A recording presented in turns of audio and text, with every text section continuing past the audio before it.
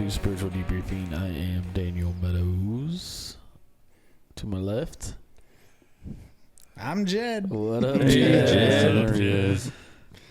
And then to his left, Oh yeah, his left. I'm Derek. Hey, Derek. Yeah, it's just Derek. Yeah. Derek, I'm glad What's to up, see Derek? you. How's it going, buddy? Good. Yeah. And He brought his shield, so he's good. Yeah. yeah, there you go. To his left is the door, so I guess across from him. Right. Across the way, got Ray here, right? As always, I've already pushed the buttons, so we're good. I shouldn't have to push anymore. You're kicked back on the couch. Oh, yeah. now. We got this dialed in now. It's Yeah. sounding good. Now I just hit on and sit back. So this is nice. This Sweet. is nice. And to my left on the couch, I am Randy.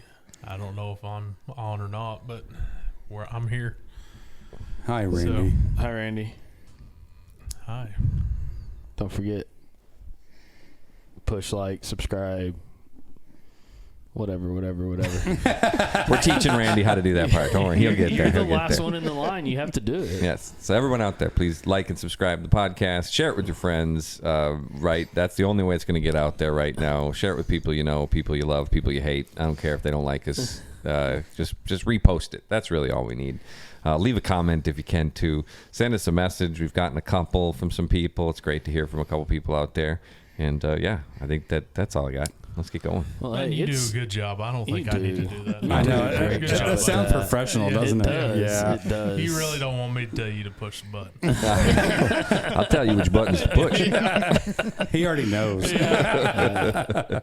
It's good to be back together. It It has been a it's minute. been a quick minute. Some stuff's been going on in life, and things got busy for us, and so it's good to see you guys back around It the is. circle, It square is. thing, whatever we sit in now. Summertime is over. Summertime is over. School has officially kicked Sure off. doesn't feel like it. I don't know Yeah. what y'all are talking about. Oh, that's right. You guys are inside. They're That's right. inside. Yeah. Yeah.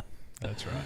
Mm-hmm. Speaking of inside, it's hot in here. It, It is hot in here. Yeah, it is. I don't like your office no more. Well, I turned the air on whenever I got here at 6:50. Yeah. So it's getting there. So It's slowly. give it some time. Be Give here it some earlier. time. Jeez. You got to remember, he's an old soul, so it's Old probably like it said at soul. like 79. No. When it comes to the air conditioner, it has got to be cold. Yeah.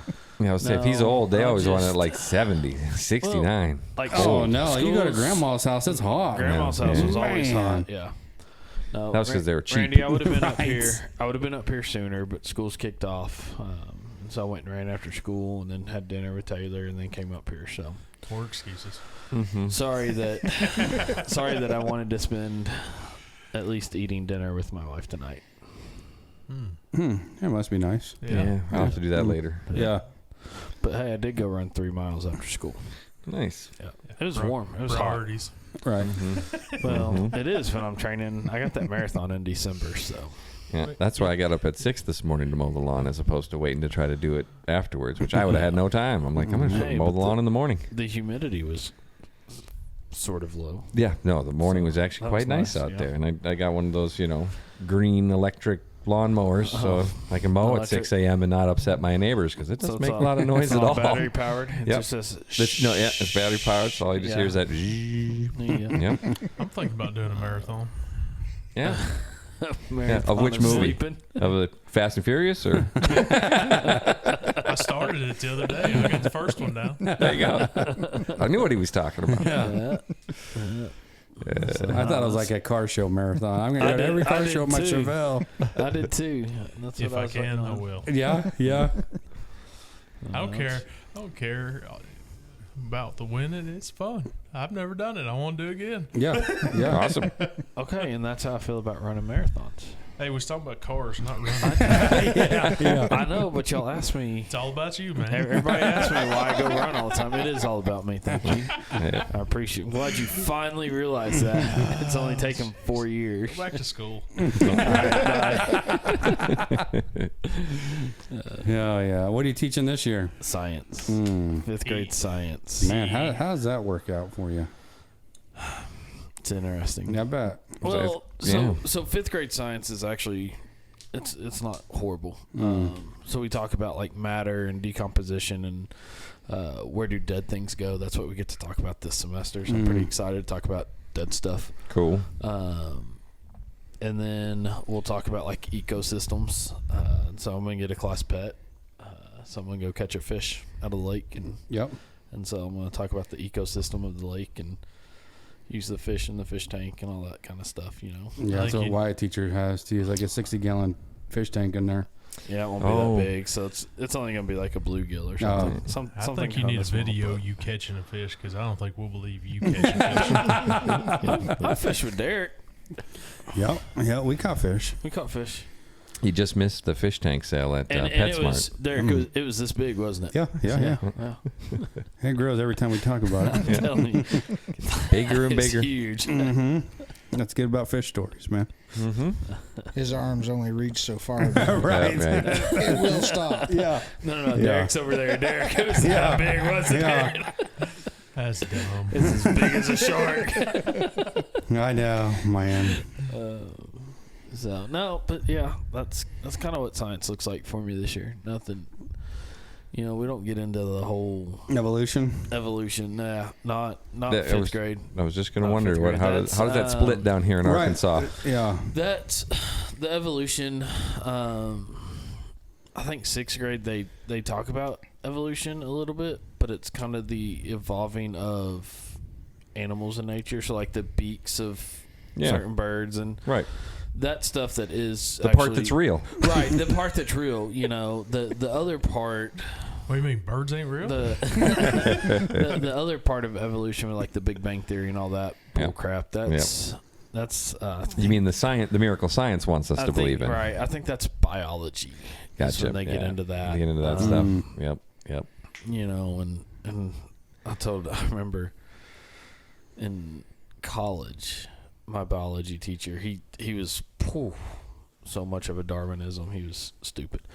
And he's like, yeah, the Big Bang. I said, you know what the Big Bang was? God spoke. Yep. And that was it. Yeah, it's in the Bible. It says, "Let there be light." He said, Boom. I barely passed college biology. Yeah, I bet. But it was fun. Yep. I do find it interesting how there are some people who just can't seem to marry those two things together and think that they have to be 100% separated. That they just you can't believe one or the other, and the other, I should say. They're mutually exclusive is another way to say it. They have to be. Yeah, it's one or the other that you believe in. Right. When actually you get down to it, and anytime you find a scientist who actually studied the Bible, almost all of them get converted. Like it is not a small faction. They all end up studying it, trying to disprove it, and then realizing they can't. And then it's creation. It Yep. was created by a creator. Mm-hmm. There's no way around it. Yep. Yep. And I was talking about this just the other day too with somebody. If I get to the end and I find out that it's older than 6,000 years or it is 6,000 years, I can go either way. Yeah. Right. Okay. I mean, if it really does turn out, I was like, oh yeah, no, I just made it that way because that was the way it needed to be for it to go from there on and everything run. Right. And that makes perfect sense to me because I used to play a lot of video games. And I've told this to people too. It's like when you turn on a video game, it's not like you got to watch the world be built and the animals grow and the trees. You just turn on it. It's there, and you enter the world, and it starts right there. And you find things, and you could. And from that video game, you'd say, "Oh, well, this dead thing on the ground must have lived at one point." No, it didn't. It was written dead. Yeah. It didn't live ever. So again, it wouldn't shock me if that's what it turned. If that was it, I would not be like, "Oh, shucks." Always like talking with people when it comes to like creation, and even Christians. It says in Scripture that God created the world in 6 days, and then on the seventh He rested. Right. And I always hear people, and for a while, even myself, I was like, "Oh, 1 year to us is like 1,000 to God." So it must have not been like 6 literal days. It could have been, Yep, but it could have been 6,000 years. Could have been 6 the billion more, years. But the more I sit and read Scripture, I mean, if I'm going to say every word in that Bible is truth, then it was 6 days that God created. Like, hello, Yep. It was. I mean, and God on day one set the sun in motion. So you had day on this morning, night. Things were going. You had a 24-hour day on day one, whether they called it 24-hour day or not. It was there. Right. So just the older I get, the more I'm like, I was so dumb as a teenager. Well, and that's one of the, as they call it, the mysteries of the Bible, that it doesn't actually, one way or the other, it doesn't actually change the important part. No, and what's the important part for us? It's like what we were talking about earlier, right? Yep. The important part for us, for Christians, is not to debate little stuff in Scripture. The important part is to go out and share the gospel with people. Mm-hmm. That's it. Yep. I mean, that's what God calls us to go do. Yep. So, Just love God, believe in God, share people. God. That's right. Yep. It's very, very simple.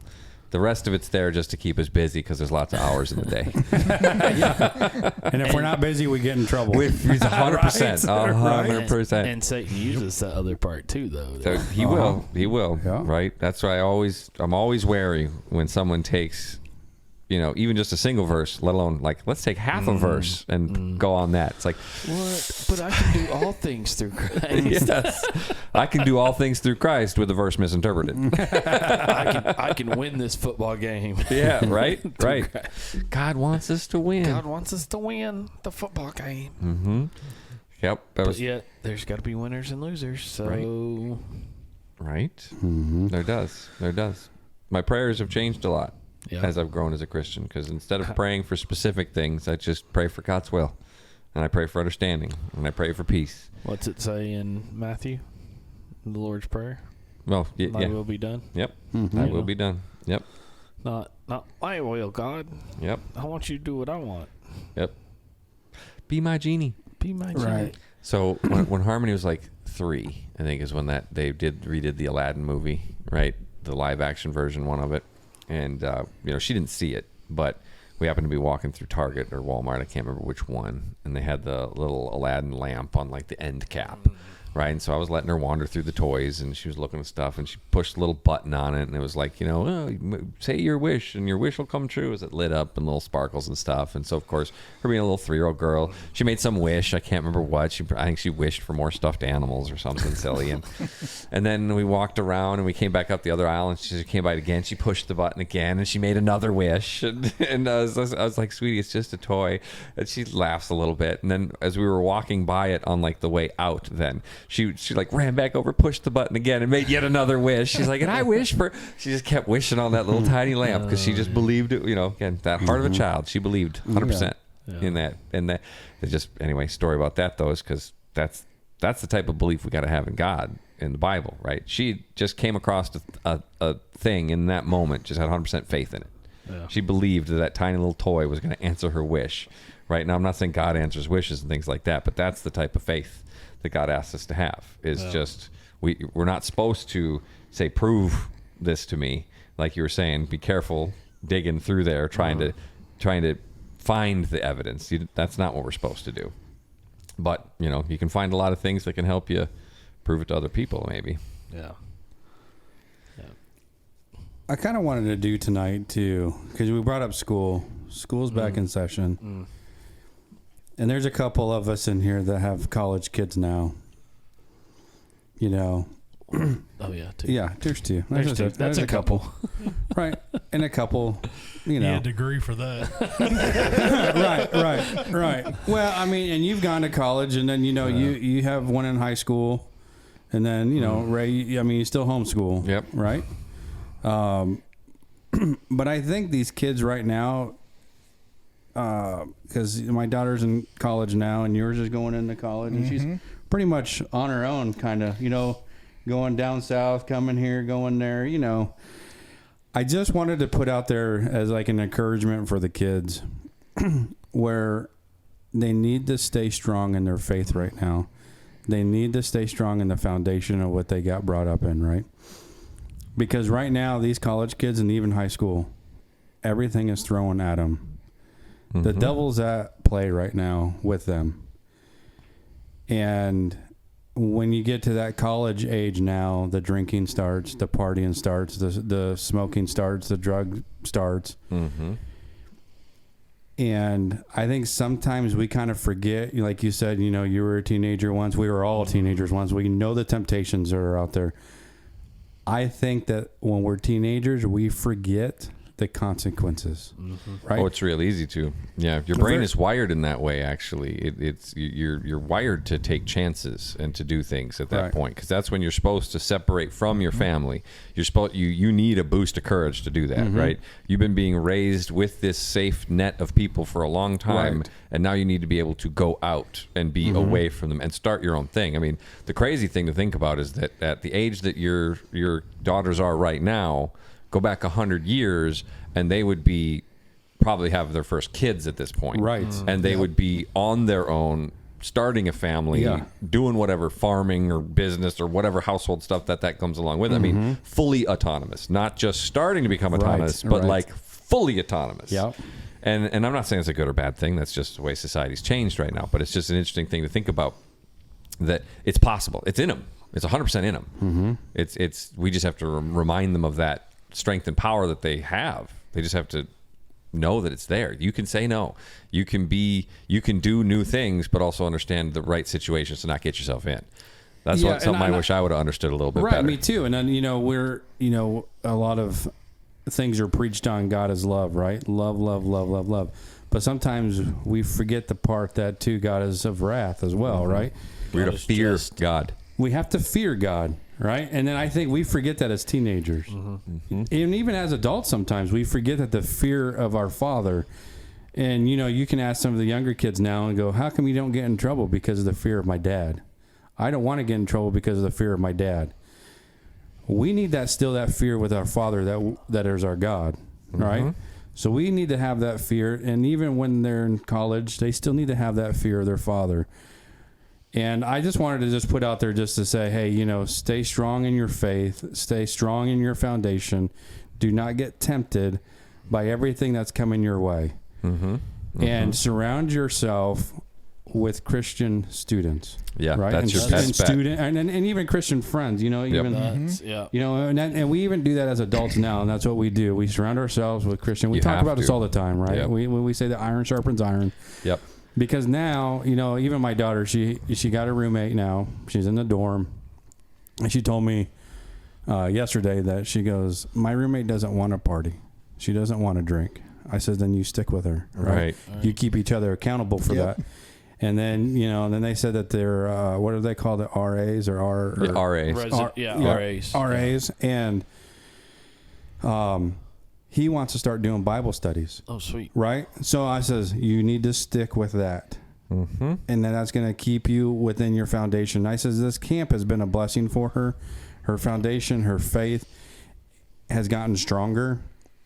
And, I got to admit, too, I was like a nervous wreck, right? When she drives back and forth from Iowa, or even when she's driving now to, an hour away to college. And now she's there by herself. And even as us parents, I just want to say, the encouragement to our parents too, that, we serve a God that knows all, right? A God that will protect better than we can. That's true. And so for me to say I wasn't, let me see how to put this, but I just a nervous wreck really, because I'm like, okay, God, you are in control of this. This is your will. Whatever happens is your will. And I kind of want to put that encouragement to the students and to the parents, because we need to have that faith in God. Our faith has to be there, even as parents, saying, God, you're going to take care of my little one, right? And even in college, and even when they're tempted, the temptations, the daggers, everything's going to be thrown at them. So, that's what I kind of want to do tonight. I know you brought up school just a little bit. That's all I wanted to do. I just wanted to throw out there. I like it. Please, kids, stay strong in your faith. Yep. Stay strong. Yep. And I was trying to find the verse. I think it's in Matthew. I just couldn't find the exact one. But it's one of the things they really need to remember is that, as it says, no one can serve two masters. Right. You are either for God or against God. Right. So every single person who you are around at school, I'm not saying they're bad people, but if they are not Christians, if they do not believe in God, then they are on the enemy's side. They could be used at any moment by the enemy against you. Right. And so, as you were saying, you need to find your Christian friends, find your Christian group, and stick with them, It's the spiritual warfare we're talking about. Mm-hmm. If you're going into a place where most colleges nowadays are behind enemy lines Right. for Christians. Right. So you don't go in there alone. Don't go in there and try to just do it on your own. Find your group. Yep. Find your good Christians who believe the same things that you do, and stick with them and stick together with them. And let them know you got their back too. Help, keep each other accountable. Actually, I just saw a guy was talking about that. He goes, you remember back in the day when you'd be at church and you had to hold somebody accountable, and you'd pull them aside and you'd talk about it. And he goes, nobody seems to do that anymore. No, because, nobody seems to do that because now anymore. if you do that, now you're stirring the pot, Yeah. and then now you're going to make everybody else upset. Because I'm known for that, right? I will call somebody out, and it's not into a matter saying that I'm right and you're wrong. It's a matter of just, this is out of love, and sometimes out of love. Shining And we the know light from on our it. father, too, even growing up, I have to spank you, and I don't want to spank you, but this is out of love, and it hurts me worse than it does you. That is absolutely true. Like, it is true, because when I had to spank my kids for the first time, I'm like, oh, my dad was right. Man, that hurts me worse than it does you. You know what I don't mean? realize it's going to go away quickly. The pain they feel goes away rather quick. Right. And it does. But that everlasting moment right there where they got disciplined, they will remember, and so we need to do that. I mean, we're accountable for that too. If we see something that is not right, right. we need to stand for that. Well, and it's because with proper fear comes respect. Right. If you have fear for something, it does not mean you are afraid of it. Right, that's different. I've been talking with Harmony about that a lot lately because she's had this new fears come up of tornadoes. Right, so every time there's a big storm rolling through, she can't sleep. She wants to, she gets out of her bed. She goes and lays on the couch in the living room, and they'll stay up all night. And she just constantly wants me to check the weather and show her the weather alerts every time there's storms because it's just something happened. Now she's just afraid of them all of a sudden. And I've been trying to talk to her about the fact that it's like, I'm scared of a tornado too, but I don't let it. I'm not afraid of it. I have a fear of them. I have a respect for them. Yep. I will not hesitate to do things to protect us if we need to. Shouldn't cloud your judgment on it. But yes, you don't need to cloud your judgment on it. I don't need to quake every time I hear a go off. I don't even need to get too worried when I hear that there's a potential for tornadoes. I just start paying attention. I make sure my alerts are turned up on my phone. I make sure that, if something's going to happen, I'm going to know about it. Right. And so it's that same thing with, it's that respect of something, right? Like driving a fast car, where, you love, you're putting a bigger motor in there, going even faster. And the people who go super, super fast, they might, they're adrenaline junkies. They love it. But deep down somewhere, they also have a fear and a respect of that. Right. Because the ones who don't are dead. But they didn't make Well, I it. was going to say, Randy doesn't know what that's like. He drives a Chevy. Well, yeah. Yeah. I had to put it in there, sorry. Hey, that Chevy beat you over here today. Well, I'm gonna throw this out there before we get too far along because everything you said, Derek, I'm gonna put this in a question form here, but this is for everybody. But just what you were talking about a while ago. If I can get my phone to work here. Won't shrink for you. No. It says, I'll just have faith in your. Yeah. Hang on. We'll get there. There. Technology. Have faith in your child, and they will have faith in themselves. What do you think about that quote? As far as you talking about, like, Autumn driving back, you having faith in God, but you're showing the confidence in her, saying, you can do it. You don't sit there and probably say, well, Autumn, this could happen. This could happen. You do to a certain extent. Right. But you don't do it to instill fear in her. You Right, sit there and, right. and you have, Autumn, I'm right here with you. Or even my daughter, hey Haley, Yep. you're doing this by yourself, but I'm going to tell you, you better pay attention. This could happen, but you are, you're solid enough to make this happen too. So And why I was a nervous wreck? I mean, she's been in 5 accidents. I wasn't going to bring that up. I was talking about guess what? Guess what? I'm paying insurance on that now. That's way high. But But I think I put that if faith we- in her too, and that confidence in her because gonna say now, confidence, yeah. she's, Otherwise, you wouldn't let her drive. right? You would have Because gone and you would have she drove her up pulled a there. horse trailer and a horse from Iowa down to Arkansas. A 17-year-old daughter. And so my prayer was a little different that time too because I was very, very detailed. Yeah. You know what I mean? And we need to be sometimes as Yeah. well. I mean, God, we're talking to our Father. Going, hey, please don't let the bearings heat up. Please don't let somebody pull out in front of you. It's just detailed stuff. But there's nothing wrong with that. No. Nope, not at all. And so, and now, it's built a little bit more faith in my faith as well, too, because, I'm like, God, you're in control, man. Yeah. I mean, you are in control. And every parent, I think, has gone through this. And not even just parent. I'm just saying people in general. I mean, even... if y'all don't have kids, and Daniel, even the faith in protecting your wife, or protecting loved ones, or protecting whoever, it's just one of those things that we kind of just take for granted sometimes, and then it's in our nature too to worry, right? And and now that she's gone on her own, and kids are independent, the confidence that they're building into themselves as well. Yep.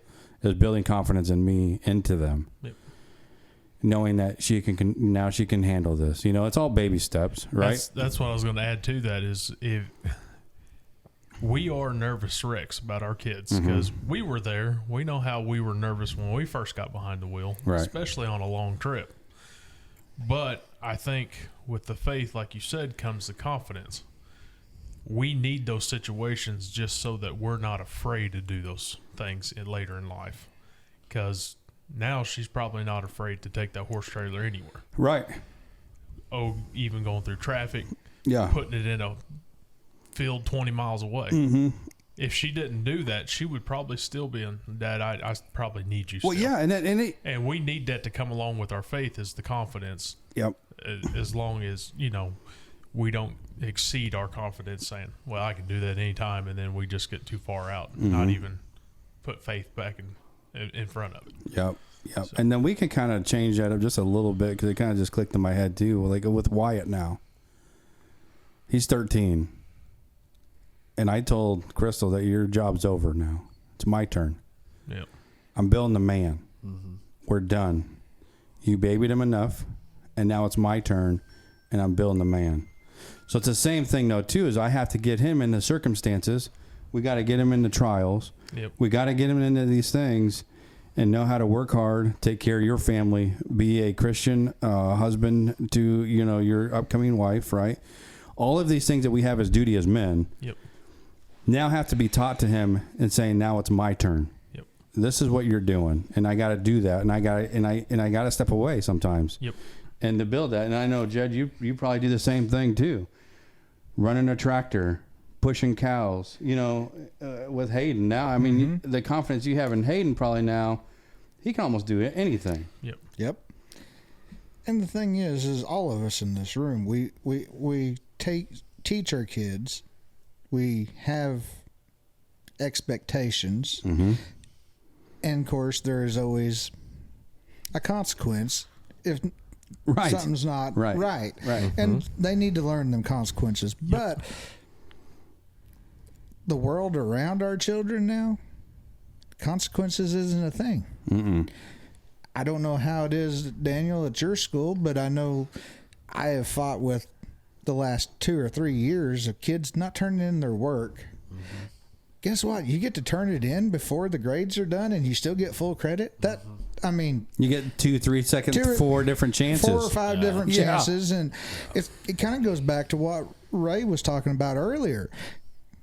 People don't believe in the devil because they don't want to know that there's a consequence. And that's kind of how the world is. And I was supposed to say, we've got kids that they won't turn in work until right before grades are due. The day before grades are due. And a lot of that is, they know too, if they don't make the good grade, mommy or daddy will go up to the school and argue and gripe and complain and fight till they get the good grade. And so why do I have to put in the work? There's no work ethic. There's no work. And that's where it's at. There's no work ethic right now. And then for life, that's not good because if a kid's trying to cross a street and it decides to take a step and stop, what happens if there's a car coming?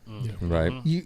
I mean, there's all kinds of scenarios there, but I mean, and you see it every day in the school. There is no, you see kids who just barely get by. That's what I love with hearing stories of Randy when Haley's not doing good in school, Randy will go up and like he doesn't blame the teacher. It's not the teacher's fault of his kid failing. Whoops. Like, let me say, sometimes. let me say that as a teacher, it is not always our fault for your kids failing. Like, Well, it's like Derek as a said, parent, we have to shine the light on the situation. right? Yeah. It's not that I'm going up there yelling at the teacher. Right, It's no. not that I'm yelling at Haley. I want to know whose fault it Whose is. fault? Why? And we're going to fix it right in front of Right. who's all involved. Right.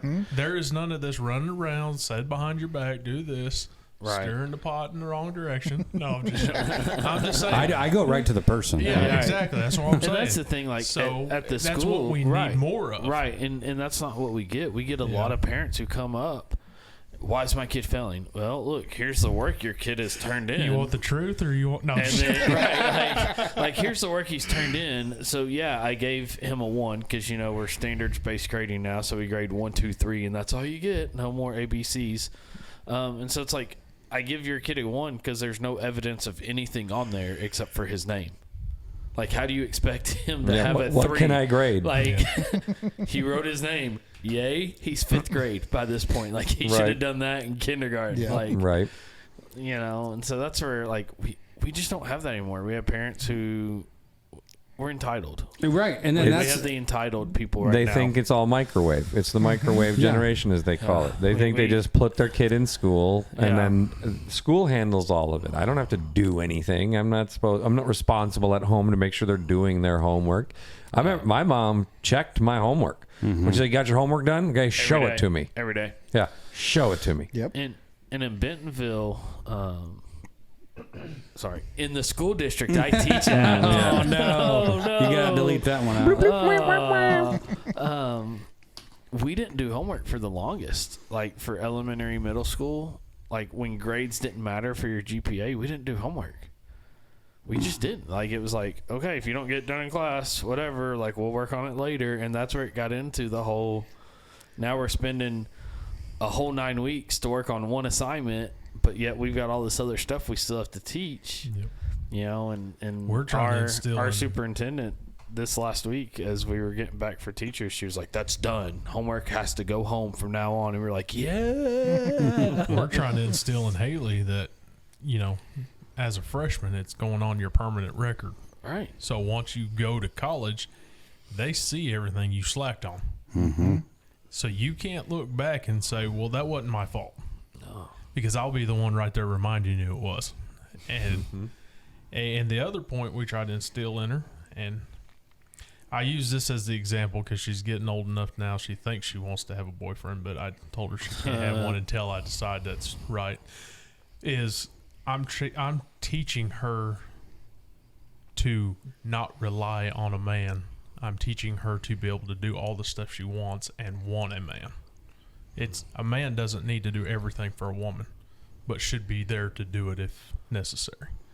So to sit here and tell her, you have to still work hard to do what you want to do in life, but you don't need that partner to do that for you. You need to be able to just have the relationship with that partner and not rely on them for everything.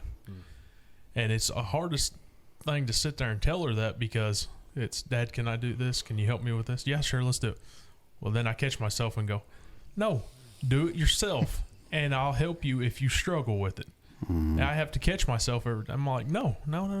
This is not how this is supposed to work. You're supposed to think and learn for yourself.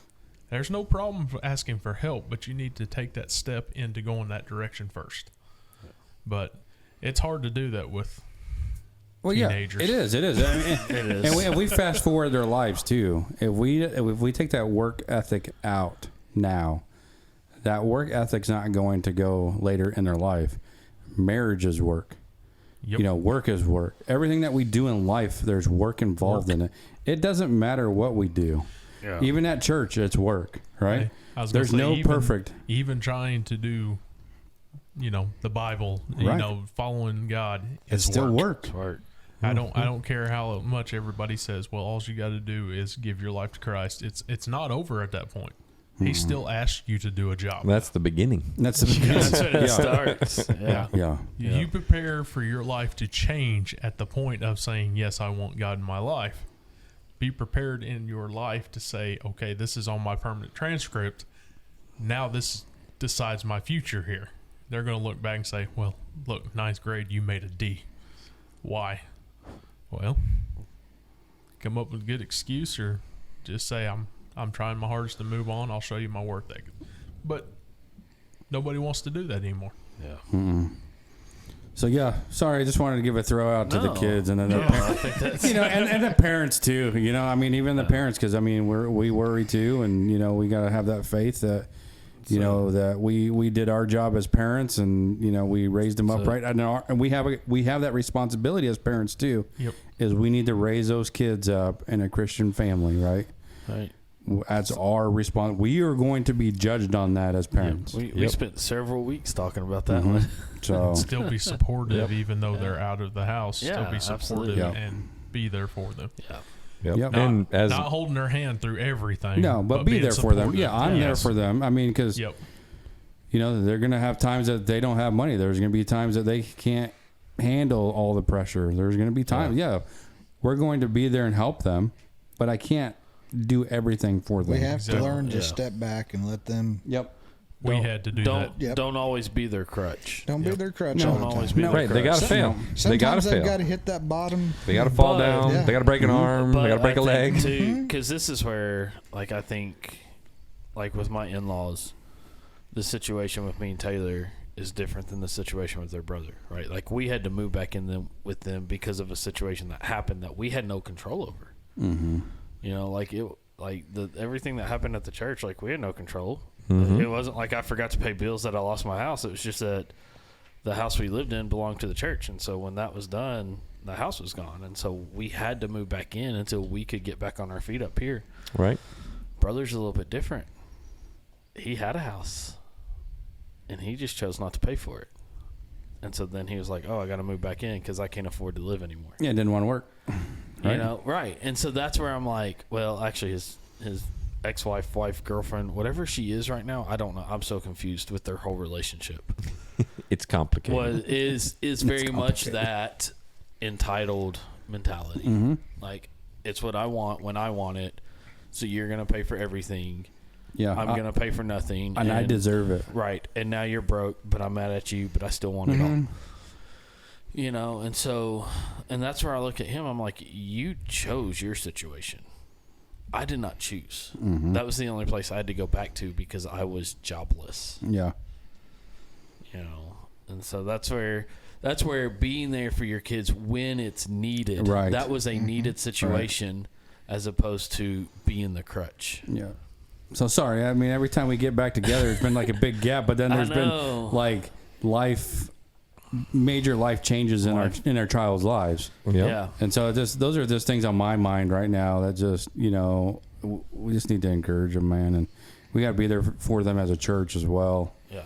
We're the body, and we need to be there for them. Yeah. Y'all did y'all move back Sunday? Yeah. I moved her in on Sunday. That's why we weren't here at church. That's what I thought, yeah.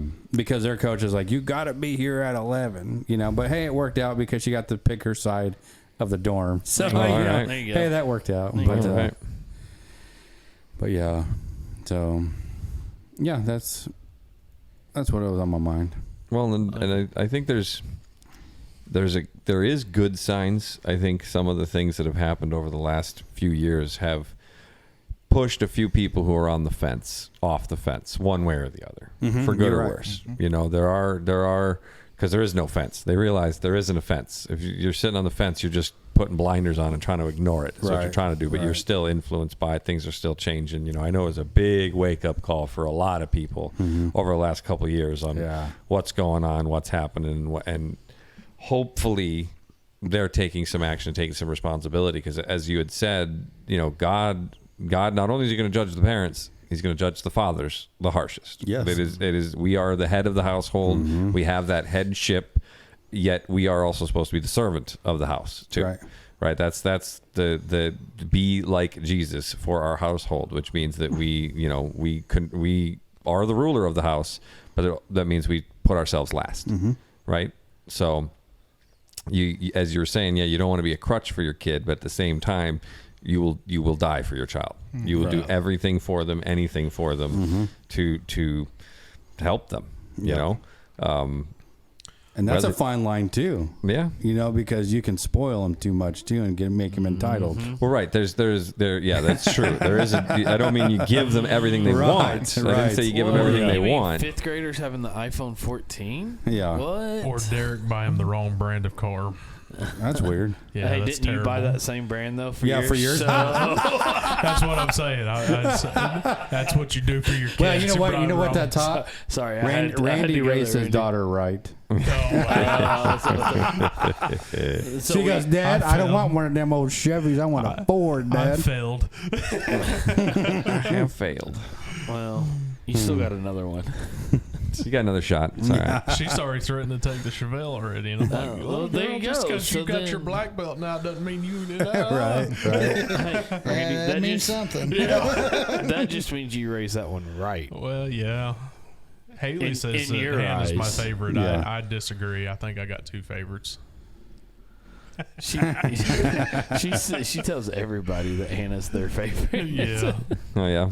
That's terrible. I don't know That's why she weird. I come think the with that. Chevelle's a favorite now, isn't it? Well, yeah. Yeah, but don't tell that to their faces. Yeah, they When you don't. said favorites, I found a deal last night. It said it turns out that when you're asked who your favorite child is, you're expected to pick one from your own. Yeah. I didn't know that.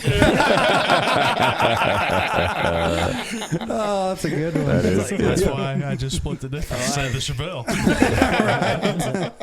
Chevelle. My kids at school, they always, even last year, they're like, "Hey, am I your favorite?" And I'm like, "You're my favorite, whatever their name is, in fourth period." And they're like, "Really?" Yeah. Yeah. Oh, but I'm the only one. Exactly. Yeah. Exactly. You have figured it out. Yeah, that's what my kids do too. Like, oh, who's your favorite? I says, Wyatt, you're my favorite son. There you go. Autumn, you're my favorite daughter. See, you got it easy. I can't do that. Right. And then they look at you and go, "But we're your only ones." Yep, you're right. You're Gotcha. I right. could split it up and say, well, you're my favorite during wrestling season. But I think Hannah's wanting to go in wrestling now, too. So it still makes it hard for me. Yeah. What season is it?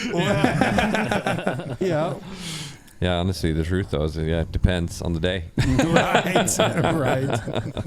Yeah. Yeah. I mean, yeah.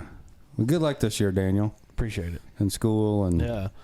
I'm on a good team, you know. We met yesterday and today. Of course, we've met throughout the last couple of weeks, but yesterday and today we met in one of our 4 classes before school specifically to pray for our students. Yeah, nice. You know. That's good.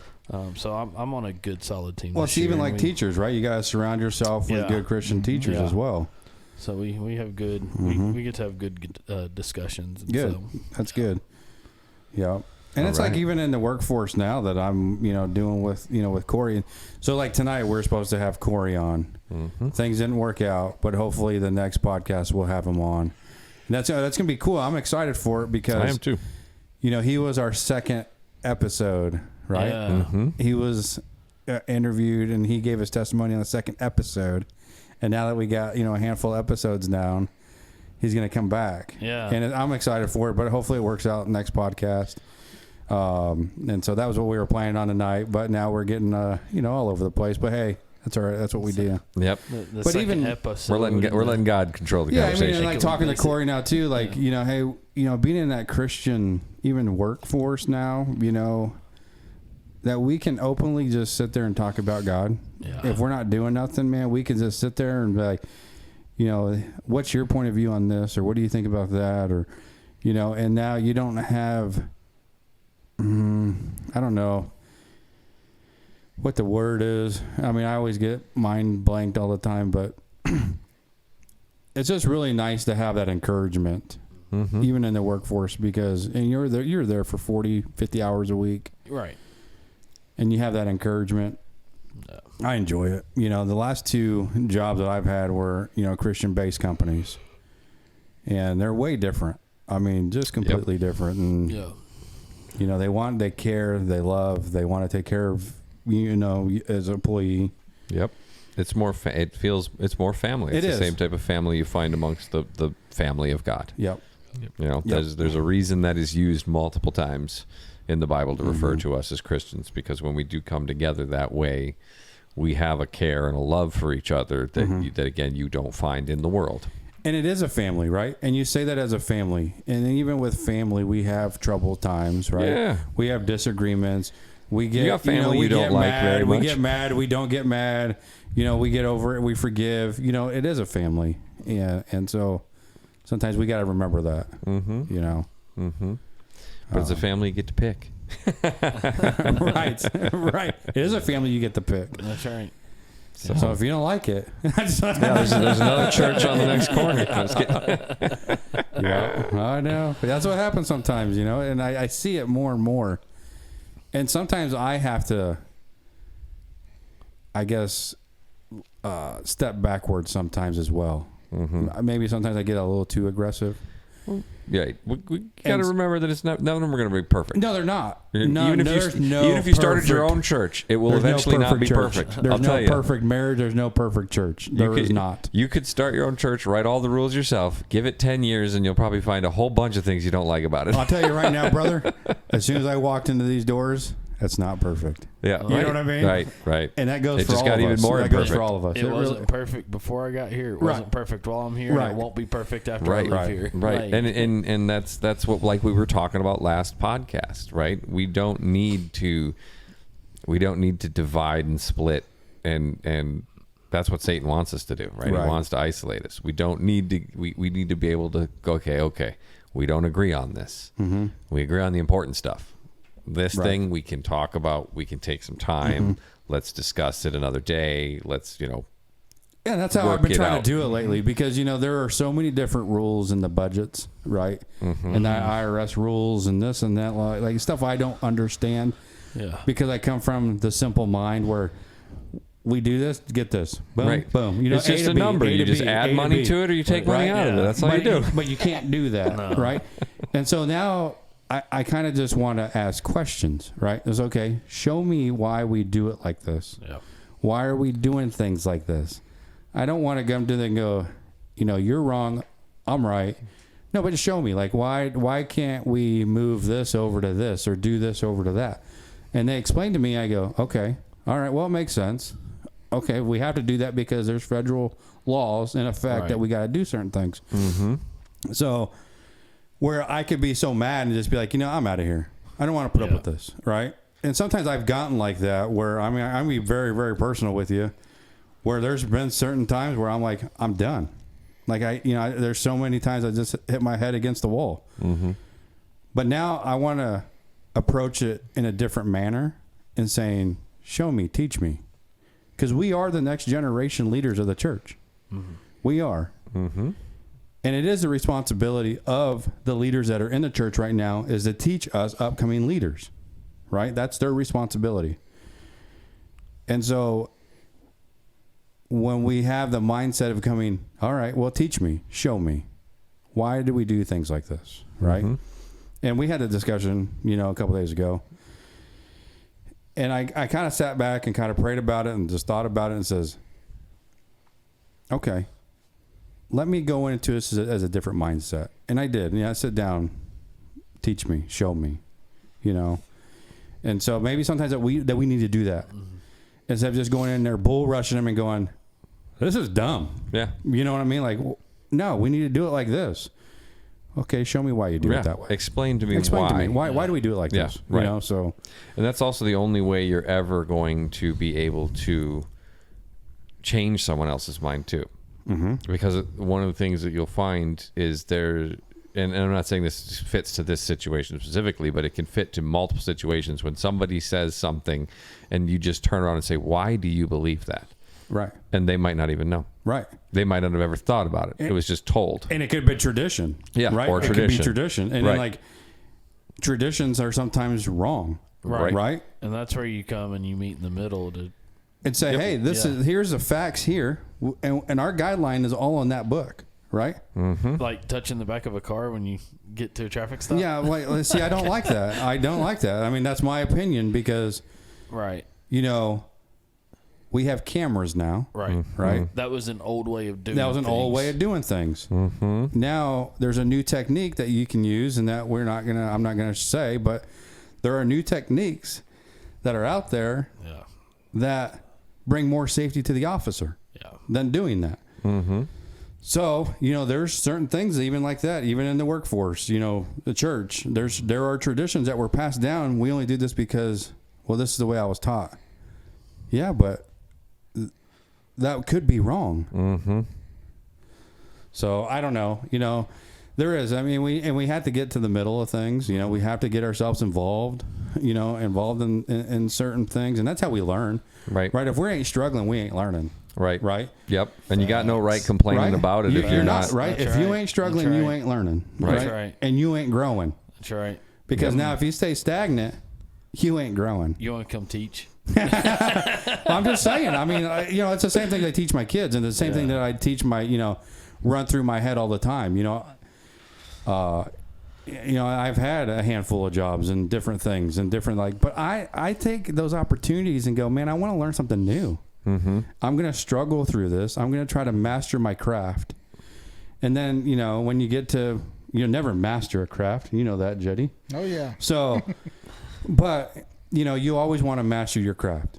Yep. Or you're in the pursuit of mastering your craft, yes. right? Yes. And so now you're growing. And we're doing the same thing. We're doing the same thing in the church. We're doing the same thing in the Bible. We're still struggling, right? But we're still growing. Yep. There is, even in nature, struggle is required for growth. Struggle is required for change. A good example just for when you're growing something, if there is no wind, it will not grow strong. It'll fall right over on itself. Right. Because it needs that wind to get the roots down. To get the roots down and to build up the cell walls of the plant itself. So if you have no wind at all, keep something completely protected, and then even the slightest thing can kill it then. Yep. Right. If you just like humans, if humans are isolated from bacteria and diseases and fungus and all that type of stuff, if you raise someone in a bubble and didn't let them experience any of it, and then all of a sudden pulled them out when they're an adult and stuck them in the world, I mean, that might kill them. I mean, because they just you have to have that struggle. Working out is another great example of that, right? So am I I love working out. Yeah. Sorry, Daniel, real quick. I'm sorry, man. Go ahead. The I was working just out tell one you a quote, but is awesome. I'm sorry because I've been going back to the gym too because we can be in the gym, if we don't touch the weights, we're not going to get stronger. Yep. Right. Ooh, I told my kids something similar to that. If you ain't sweaty and you ain't hurting when you're done, you're not gaining anything. You ain't gaining nothing. Yeah. So my room at school is like very mountain based. The teacher that was in there had this beautiful wall mural of mountains up, and she's like, I don't want to take it down and have to re-stick it up. I said, leave it. I'll take it. It's fine. And so I've got this quote up as well on a mountain picture, and it says the best views come after the hardest climbs. They do. And I'm man, like that's one of my favorite things about mountains anyways. I love mountains, and I love hiking mountains and climbing, and I told the kids yesterday, I said, if all I do is stand at the base of the mountain, can I say that I climbed that mountain? And they were like, well, no. I was like, how can I claim that I climbed the mountain? You got to put in the work and climb. I'm like, same thing in the classroom. How do you claim that you can have really good grades? Put in the work, right? Like, and it's the same thing in life. It is in life. right? How can you get the best looking body? How can you get the muscles? How can you lose the weight? Put in the work. I'll show you how.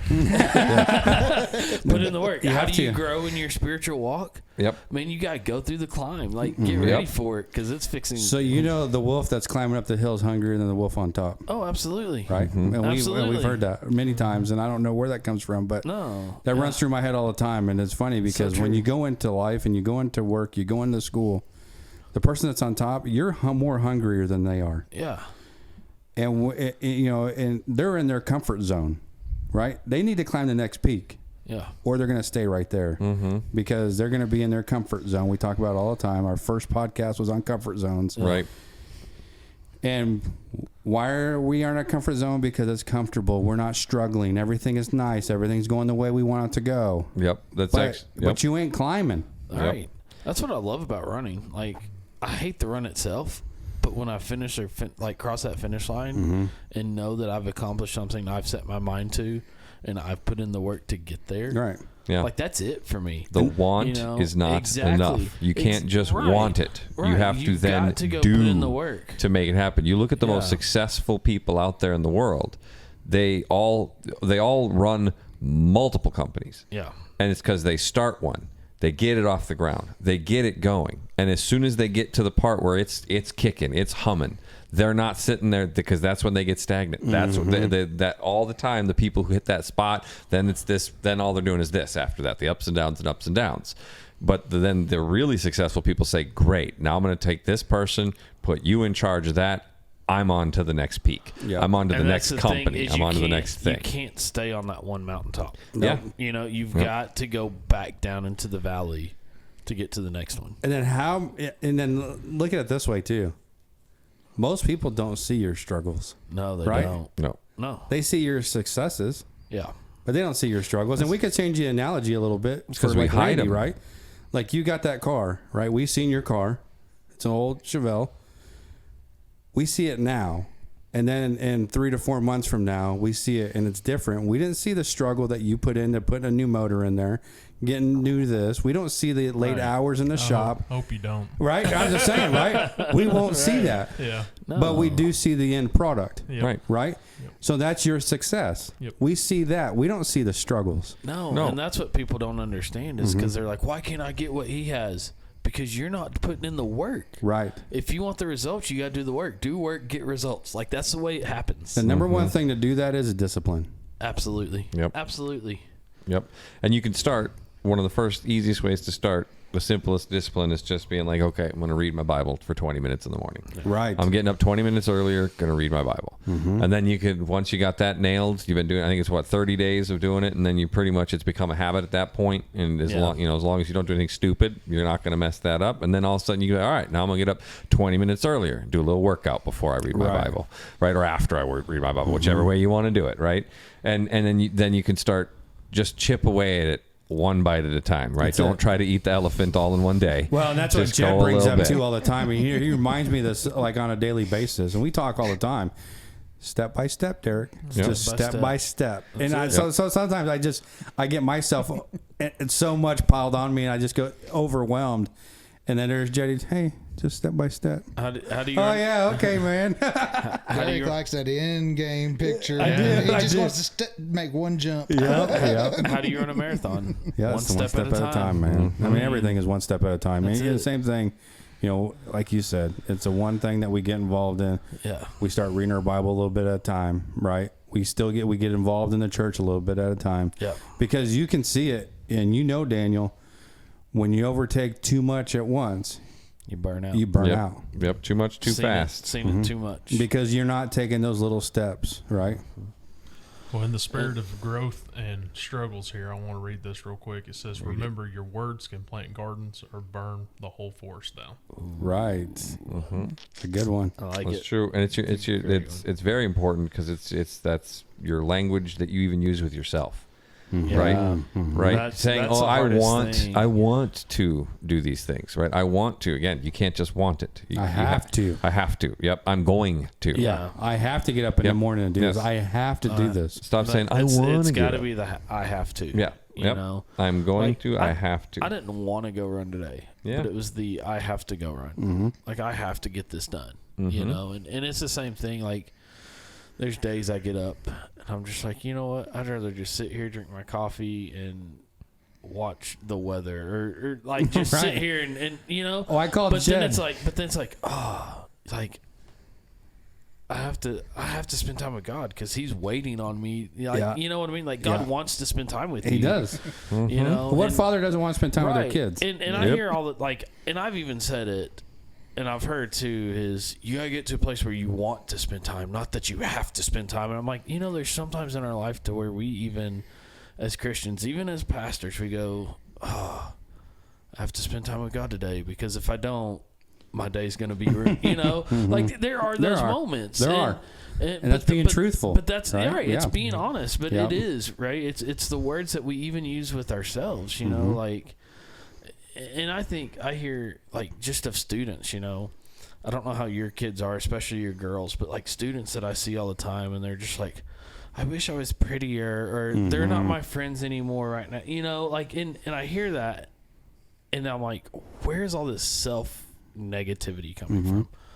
Like, Social media. right. Well, that's it. And that's valid, but I'm like, you need to change your mindset. Yes. Because you are as pretty as you need to be. Like, Right. who cares what someone else looks like? Right. Somebody said this once, and I mean, it's actually true how hard it is to believe. No one else can make you mad. No one else can make you sad. No one else can make you happy. It's you. Right. It's all you. It's your reaction to these things. It's not right? you, it's me. You Except for Randy. You control your emotions. You control your self-thought. You control your self-motivation to go do things. You know, and that's where, like, these self-help books and got to get a self-help book so I can become a better Christian. No, you don't. Just get in the Bible. Like, Right. go do it. Start there first. That's the book. Yeah. Yeah, Right. that's the book. That's the only book you need. And then and that's the thing though too is, you know, we could say that as well. You know, we talk about the family we have and the group we have. A lot of times too, we need to get the naysayers out of our lives, Oh, yeah. Yeah.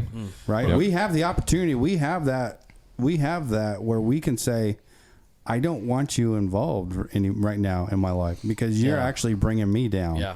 And then you get the naysayers out. Yeah. But we need to sit here also think, who's the top 10 scale or who's the number 1 scale to make me pretty? Who's the one made the perfect body? We have the perfect example in this And book. that's where... So we have the awesome example right here. It wasn't pretty. It wasn't based upon the perfect body. It was based upon His, you know, Yeah, his ways. we are created in so his where we set image. our standards at, you know. Right. And that's You're where, ugly, okay, compared to what? Yeah, compared to who? Okay, With what? so Right? but here's where I come back to, because then I'm like, okay, if I'm gonna call myself ugly, and I go back and I believe what the word says, and it says in Genesis that I was created in God's image. Yeah. What Fearfully am and I wonderfully saying of made. God? Right. I'm saying Right. God's ugly. Like, You just called God ugly. I'm You sorry know for what I you, mean? buddy. Right. like, and that's where I'm like, that's part of the process too, and that's what I've tried to teach the students here, which is a hard thing. It is, to 'cause break through everything's on because image. society Yep. today is so much on image. I'm like, look, you are in God's image, and that is the only thing. You know, like the girls, you are a princess of the king. Like, who cares what anybody else says, you know? And I tell the boys, Yep. they are princesses. You are a prince. You will treat them as such. Right. Like, And another thing, you know, that line that, you know, we're created in the image of God. The translation also could be we are created as the imager of God, Right. meaning that we are also supposed to be the His- God that right. people see on Right. this earth.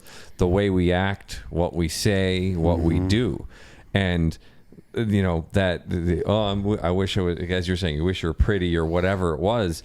That will melt away really fast if you are living a godly life. Yeah. Because you are pretty, Ray. Thanks, Randy. Ray, you could work on a few things. Yeah, you know, I forget to shave all the time and I stuff know too. you But missed Sunday, Derek, but Roger's message, he said, you know, take a bag of apples and one bad apple will ruin all of them. So, but he also was talking with Lot's wife turning, and so you got that bad apple in that bag. This is how I kind of took it Sunday. It'll ruin it. So yes, you do need to step away, but you might be able to save that apple. The apple has its own choice too. right. So Right. You can cut off the bad part. and- cut out the bad part, and maybe it'll be okay. And maybe that negative person is around you because they need to see your positivity That is true. to change. Maybe. And that, you know, and that's hard to process because the older I get, the more I hate being around negative people. You know, like I'm like, look, there's positive in everything. Find the positive, and Just wait a few more years. And be like, the more I'm around Derek, the more I've started being like, okay, I'm gonna You're the find the negative, Derek. You heard positive. No, like the more I've been around Derek, the more I've started going, all right, I'm gonna find the positive in everything that I see. Yeah, and Like- that's why I enjoy. Like, you know, most of the time, I'm in a fairly good mood, right? I mean, most of the time, until Until somebody tells you no, and then, right. then And we're going, no, you can't tell me no. But I'm entitled. yeah, that's exactly it. You know who I am? Yeah, but I think the law enforcement side of that was what has taught me. Yeah. Every day is a blessing. Every encounter is a blessing, right? And I have that nature of just helping, right? Helping services. Like I do truly want to help people. Yep. Yeah. And so with that helping nature is having that, I don't know, being happy, right? I mean, being blessed. I'm a very blessed man. And I say that today, I'll say it tomorrow. It's just every day I wake up is a new day and it's a blessing. Yep. Yeah. Right? So that's how I look at it. I think we need to. Well, we all sit here and kind of want to tend to, like we say, go to the bad apple. And, we need to take them out of our lives. But if they need to be in our lives and they're still, the bad apple, at some point, consciously, they take it as a challenge to be negative towards you. So why can't we just get over that point and take it to challenge ourselves to be more positive? Yeah. We need to wrap our minds around of not being brought down, but have the challenge of being positive. Well, it is, and it's a battle. I can tell you right now, I have a friend just like that. Yeah. Right. I have a friend that every time I talk to him. And I'm not saying it's annoying you're not weak. I'm just saying. Well, no. I'm just saying, why don't we just reverse the rules? No, and he doesn't even live here. But He's not pointing at Jed. He's not pointing at Jed. We're asking for a friend. Jed raised his hand. He was like, "It's me." yeah, no, but like this this individual doesn't work, right? He tries to do this or tries to do that, and it's always woe is me, always this, always that, and it's long conversation, and at the end of it, I'm like, dude. You wore me down. He wore me out, man. But I still love on him, right? Sorry. He's still my friend. I still love on him. Yeah. But it's not the type of person I'm going to call every day to go, man, I want to talk to you every day because you're just going to uplift me and I'm going to be shining so today. Positivity. Right? No, it's every once in a while where, okay, I'm still your friend. I still love on you. But man, I don't want to call you every day because you're going to bring me down. Yep. And I don't want that. Yep. That's true. So when we can go to that point where we got one bad apple in the basket, yes, I bet you all of us have one bad apple in the basket, and we can name them today. So we'll start with Randy. No, I'm just kidding. But we don't try to, That apple in every basket. and we give them multiple red. chances. We give them multiple opportunities, right? To say, hey, man, we try to guide them and nurture them, right? We try to go, hey, why don't you try this? Or does this work? Or, and then where you wear yourself out so much, you're just like, put your big boy pants on and go do this because everyone else has to do this. And that right there makes that phone call once a month instead of every day. Right, exactly. I don't want to hear your truth. Right. You know? That's the way you have to handle it. Exactly. Yeah. Yep. Yeah. So, I mean, it's not good to have naysayers in your group every day. In your inner circle, if you In will. your inner circle. Yeah. Yeah, there you go. Yeah. That's my thought this year at school is like the teachers love to pull out negative all the time. Mm-hmm. My kids were so bad because of this, and my kid and even today they're like, oh, my kids, they wouldn't quit talking, and I was like, man, at least my kids were willing to talk to me. Like took that whole negative thought and just like, at least they were willing to talk. Right. And that shifted the whole conversation. Like they were like, okay, I'm not bringing anything else up right now. But that's going to be me this year. So I'm going to try to find the positive every day with my students. Try to. And you have to. There's going to be negatives. I know there is because we're all human. Right. But I can't harp on that. I'm going to find the positives. Well, yeah. And Y'all are going to turn into a bunch of Lisas. well, no. I mean, Well, you two make up already. no. I mean, there's Shame some, on you for saying that. and there's Jed. things that you look at, Jed, in your lives and daily little things that even we talked about tonight. Mm-hmm. Right? There's things that go, this is cool. Yeah. You know what I mean? Like, all right, that just brightened my whole day. And then if we just sat and dwelled on just the negativity day in and day out every day, man, it's just going to burn you, man. It's just going to tear you down. I don't think the last 3 or 4 months I've I can find the best things in the worst situations. Right. You've had some practice. Yeah, I've had a lot of practice. Yes, And yes. I look for some of the simplest positives. Yep. But it's important to have that group of not just Christians to be around, but as we even just mentioned, an inner circle, some Christians that you actually do let in, and some Christians that you find the ones you want to hang out with, right? Mm-hmm. Like, I mean, I know our lives are busy, and whenever we've talked about this numerous times, we'll probably say it 20 more, that every time we're leading up to podcast this Thursday, and it's always this and that and blah, blah, blah. Then the second we get here, there's not We a act doubt like we like each other. there's not right. But I leave this energized. Right. I leave this feeling good. I leave. This is something. This has become almost necessary for me to say, in a way, like this is a recharging for me. We know it does. I think I texted Derek this afternoon and said, therapy. Yep. Right. That's what it's become for us. Right. Right. Because you don't get. It's hard to carve out an opportunity like this in your normal life anyway. And so even if you're listening and, I'm not saying go start a podcast, but maybe find some Christians that you can just say, hey, you know what? Let's just commit to getting together once a month.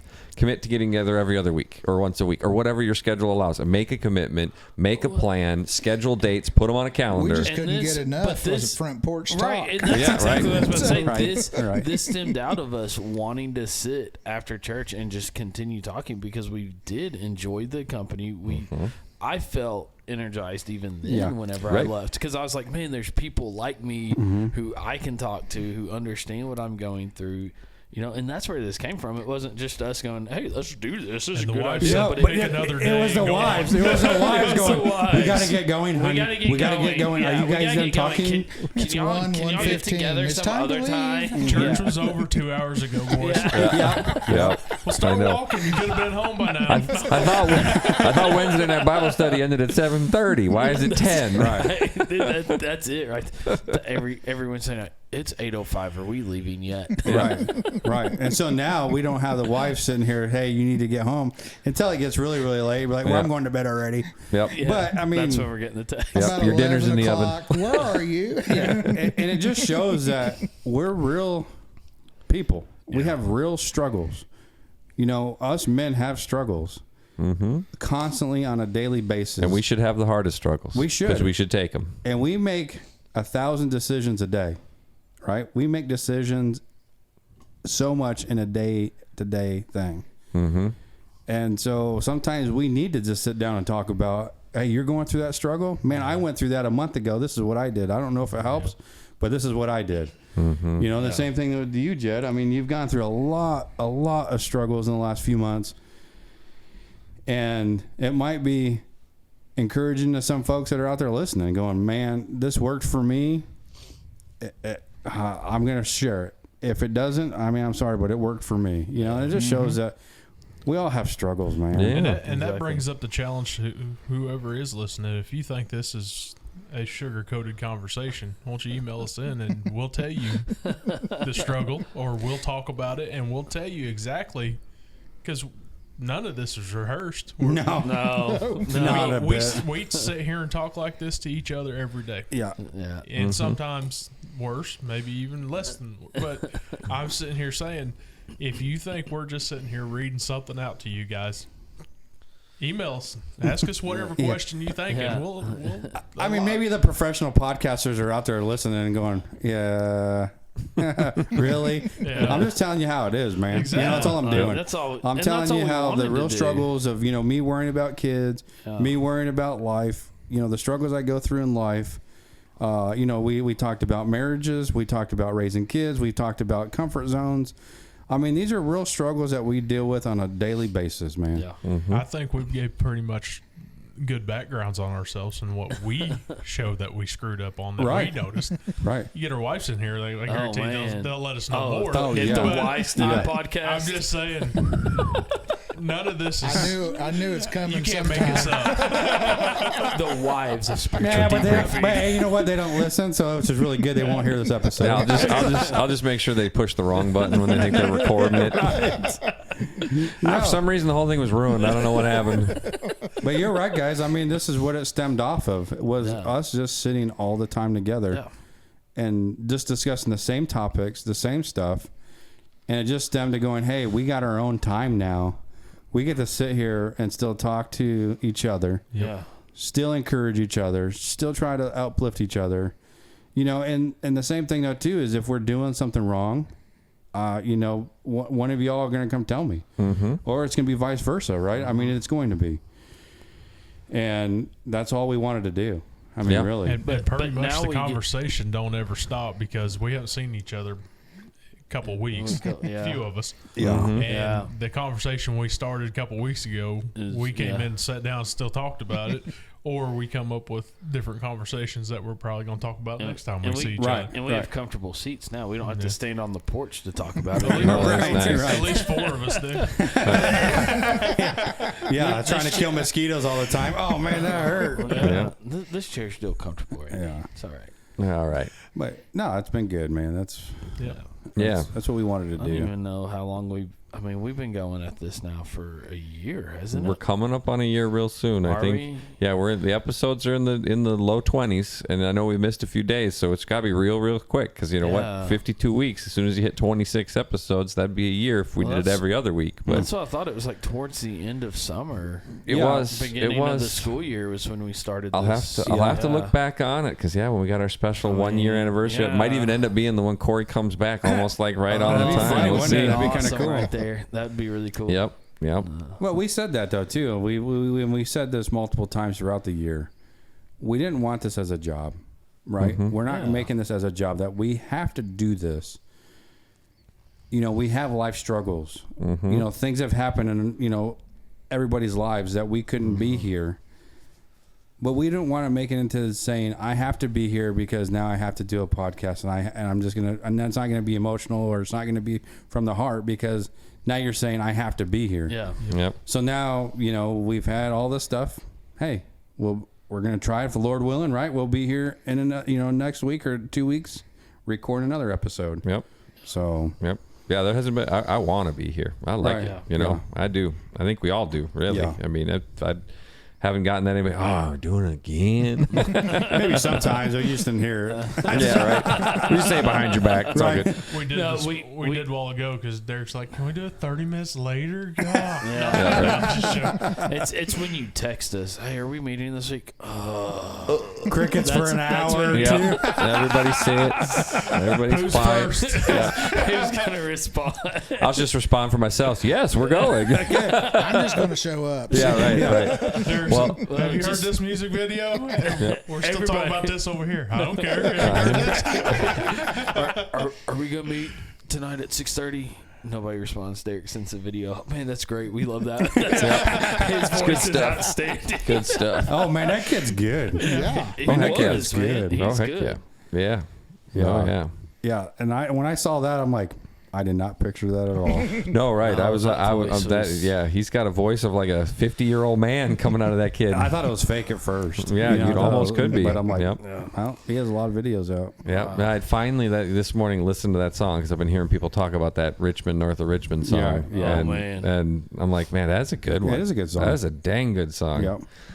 But yeah. About all them politics up in D.C. Oh yeah, yep. And it's interesting to talk to the controversy immediately surrounding it, of course, because Oh, yeah. some people are trying to claim, oh, he's an industry plant, and the dude's like, I think he works at a steel mill or something like that. I mean, he's just a regular old dude. He's like, I can't even play guitar very well.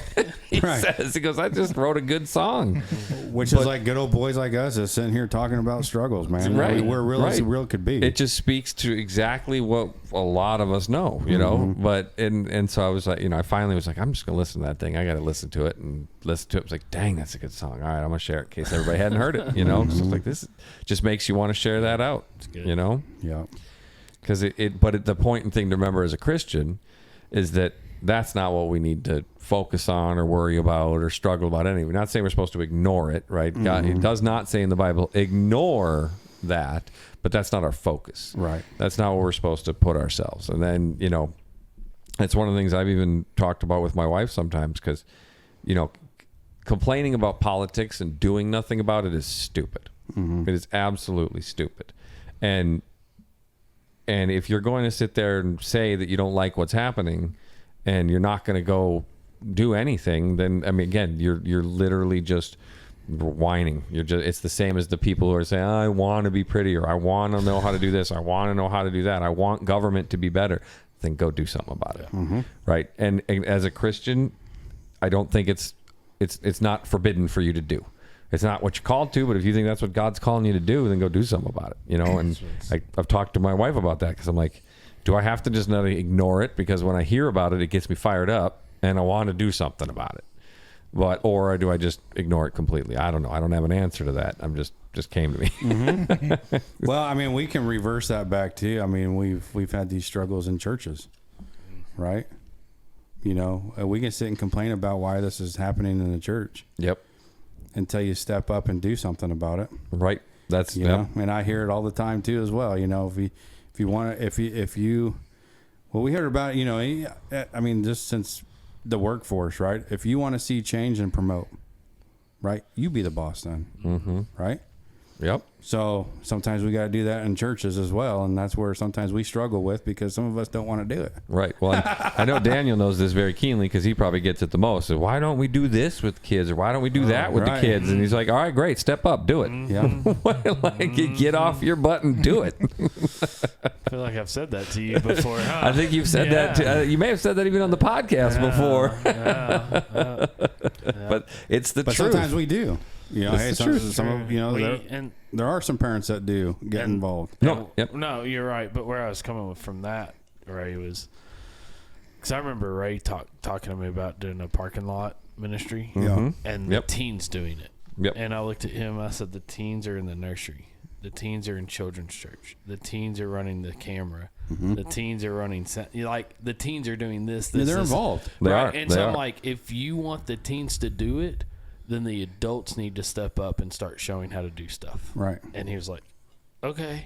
No, I get what you're saying. Get what you're saying. Yep. And when I first thought of it, I can't keep piling stuff onto them. Like, no, you can't have them do everything. They've no, you stepped can't. up so much. You can't. You know, and they really have over the last few months. Actually, they really have. If you really think about it, yeah, you're right. Like Wyatt, he loves the camera. Yeah, he does. Looks He loves forward the to that camera. every Sunday.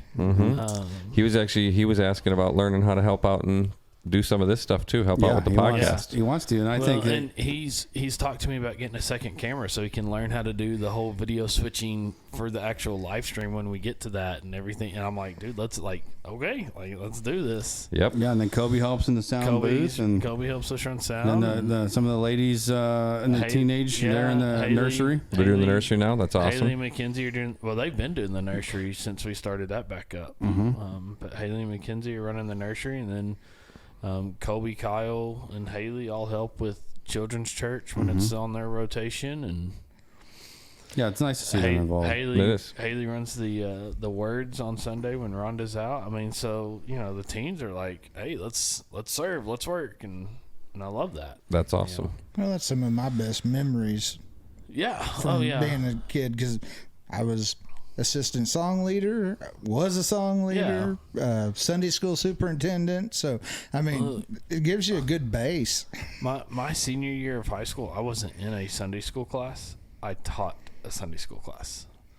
You know, like I was a co-teacher for 7th grade boys Sunday school as a senior in high school. Like, I didn't sit through a Sunday school class. I wanted to serve, and so that's.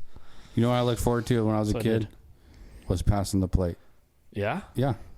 Because he involved the youth group. Yeah. You know, so you had some of us youth men passing the plate. And I don't know what it was. I just enjoyed doing that. You know? It's just, I mean, it's a form of servanthood that needed to be done. And But it's also you're getting some responsibility. Yeah. Right. You know, you're being given responsibility. something that you can do it right. People, actually give you. You get that, just smiles even, just a smile from somebody for doing it. Yeah. That's And it everybody's gives you watching. something. Yep.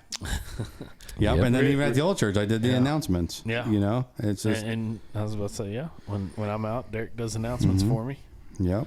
So, I mean, it's just stuff like that. I mean, and it's nice. I think it's our, part of serving. We're called It's to always serve. something to do. There's always something to do. Always. Right. And if you're unsure of how you can help out, right, you can go ask what's available. Yeah. Exactly. But I think another good thing too is talk to some of your closest Christian friends and ask them what you think you'd be good at, because they'll probably be able to tell you. Right. Right. They'll be able to tell you, because I know a lot of people have a hard time seeing their own strengths. You're right. Right, because we're really good at looking at our weaknesses. We're really good at Satan reminds us all the time about our weaknesses, all day, every day. But I think it helps to have other people around you who can give you that little bit of encouragement and guidance. Well, even our kids ministry. So this is something coming up. Y'all get the first hand on this. You ready? Our kids ministry. We got church secrets. Our kids ministry has even come to me and said, "Hey, what do you think about this?" And so the 5th Sunday of October, which is also our chili supper dessert auction. By the way, I need to talk to you, Jed, about that. But we're doing a Young Servants Day is what we're calling this, Young Servants Day. So we're going to have one of the teenagers do the announcements that week. Like, I'm not doing announcements, so they're going to do the announcements. They're going to hand out the bulletins and be a greeter. Kids ministry is getting up, singing, and leading us on Sunday morning. They're passing the plate, like the kids are doing this. That's good. And then the youth are doing some of the bigger stuff. And we talked to Roger Wednesday night, and we're going to let Kyle do like a 10-15 minute devotional, and then I'll follow up and probably do like a mini sermon. That'd be cool after him. So super cool. like I'm pretty pumped about it. Sounds good. Good. I hope Kyle goes for 30 or 45 minutes and you don't get a chance. I do too. I hope so too. I mean, wait. I'm supposed to be encouraged. Wait. No, I mean, it doesn't matter to me if he does. I'll Just telling you the truth, buddy. I just like to see the young ones take do too. off. I do too. No, and that's Absolutely. the thing is he's come to me and said he's filled called to ministry, which is why I've let him teach on a Wednesday night. Same thing with Wyatt. And so I went to Roger, and he even said, "Do you have teens that you could think of?" And I said, "Kyle or Wyatt. They both feel led to ministry, Let them. Why not start? Why not? Yeah." And he said, "Okay." He's like, "Tell them 10 to 15 minutes is what they get." Start building that confidence. Because we want the church to support and back and and say, but you don't want to have them bite off more than they can chew either. Right, and at the same time, they're 13, 14, 15 years old, so Roger's he's kind of like, do I let them in the pulpit? Because there's some sound grounding Right. that he's kind of, which I get, and that's where I told him, I said, dude, this is your call. Like, if you don't want them in the pulpit except for announcements, like, that's what we'll do, but this is your call. And so You can just be back there with the kill button on the live stream if you need to. well, no, because I'll be up front. Oh, But, gotcha, yeah, gotcha. Like anything else, you just never know until I'll you tell try. Wyatt that. I'll tell Wyatt the You see me do this. You just. I mean, we all seen it on the video y'all enjoyed when I sent to you. I forgot that I sent it to you, but the kid little preacher, boy. the Yeah. little boy preacher, He's on I mean, fire. you just never knew. Until you So- how you do it. So, Yep, because God will move through someone who truly believes and truly is in that state and there to glorify God. If that's truly your calling, yeah. Yep. I mean, Yep, and Like, if and the you're truth not- of it, even if it's not your calling, in that moment, God could use you anyway. right. You know, Right, I mean, I'm just saying that's 100%. Yeah. But yeah, if God's not called you to it, I'm a firm believer that if God's not called you to it, He's not going to equip you to do it. right. You know what I mean? Well, right. If for permanent anyway, I Right. definitely And agree with so, that. But He may give you some words of wisdom to say to somebody. Doesn't necessarily mean you're called to go evangelize it or preach. no, it's true. It's true. Yep. But and it's one of those things that throughout the Bible, God uses people who aren't even Christians constantly, right? To affect change, to a lot of times affect punishment, Rahab. but not always. Yeah, but not always punishment. Even sometimes it's amazing, great things happen from them, right? Which is great. Have you seen the genealogy to Jesus from Rahab, the prostitute? No, yeah, exactly, Yeah. right. Jesus right. comes from that line. Yeah. Right, exactly, That's what he does. and that's the same thing could happen at any moment. Again, if God is working, if God is moving, if it's God's will, anybody can do anything, right? And even if and just to again going to that point, even if somebody got up there selfishly to elevate themselves, if for whatever reason in that moment God wanted to use them, He could literally just switch what they think they were going to say, and next Right. thing you know, it's going in a different direction. So Or whatever they say was meant for somebody. exactly. I'm not saying that you'll put whoever you're up there now, because that doesn't matter. That's not what I'm saying at all That's either. what I say, you still got to be careful. You got to be know, discerning. Yes, we're called to do all of that. But the more my point of that is to never to be. We are supposed to be to judge what we are hearing, but never to be the judge. We should never prejudge someone and say, because this young person is going up, I'm not even going to tune in. I'm not even going to listen. I'm not even going to give them a chance. I'm not even going to pay attention or any of that, because it could, again, with God working through it, it could be the most amazing thing you've ever seen. And God could have called them to preach, and then people being like that could turn them to be like, you know what, maybe I'm not doing this. Right. You know, right. and then they turn away from it. And figure out what they're actually supposed to do. Well, too. But no. Like, but I'm just saying, I see God did and call. then you have the negativity of people going, oh, they're young, you know, whatever, and then that could sour too, and it sours in them, and they're like, you know what, I'm out. Yep, you know? yep. It's kind of like a video I sent you, Jed. Is, you know, nail holes in anybody's hands just wouldn't prove the point. It had to be one person. One person. In God's in Jesus' hands, nail holes meant everything. That's right. A stone in David's hand. It just all depends on that one hand. Whose hands are they in? You know, Yep. and Yep. who God prepares for those hands. You know, And we never know who it'll be. Yep. No, and there's that exact same point. Funny you bring up David in that moment with that stone, because how old was he at that point? No, he's Like 14, young, 13, he's young, 14, he's young. young boy Young. up against the pride of the Philistine army. Yeah. Right? Again, and nobody would have put him there. Nobody would have picked him to put him there. No, but I love He too, picked though, himself and put himself right, there. But I love too, like if you look at David, his past played into being able to be there in that present moment. It did. Right. It did. Taking All the things lion that and the happened bear, to him. saving the lamb from a lion and a bear. Yeah, Right. God prepared. I was wondering, is that at the Yeah. same time or no? I'm just kidding. I had a pretty good one I read this week or a couple of weeks ago about David. It said David didn't need to know Goliath's strength because he already knew God's strength. Yeah. Exactly. Yeah. That's Nothing it. you are Didn't facing matter today his. is stronger than God. That's it. Yep. Yep. I'd read that and I was like, dude, that's Yep. that one hits home right there. Yep. You know? Anytime we deny and say we're not going to do it because we say we can't, then we're also saying God can't, because it's not about us anyway. No. Moses said he couldn't, and what did God say? Yeah, he said you're going to do it anyway. David said, Do it anyway. okay. Yep. Which just goes to show you, by the time Moses got to that point, he was 40. Yep. Yep. David was a teenager, you know, so there's that whole old man saying, I can't do it. And then Yep. like a teenage boy going, I got this. Yep. I'm invincible. Yeah, exactly. Exactly. Tell you what, man. But I just think, as you read that story of David, as we go back onto old teens and stuff, did you catch the rock and like exactly where it hit? Oh, and it hit him right in the forehead? Right, Goliath is like covered head to toe. In armor. Every part Yep. of him is covered except for one little spot right in the middle of that forehead. Right exactly where the rock hit. You know? Yep. And I think too, like when we look at a picture, because we weren't there, but when we look at a picture, they're both standing still. Right. But when you read in scripture, what's it say?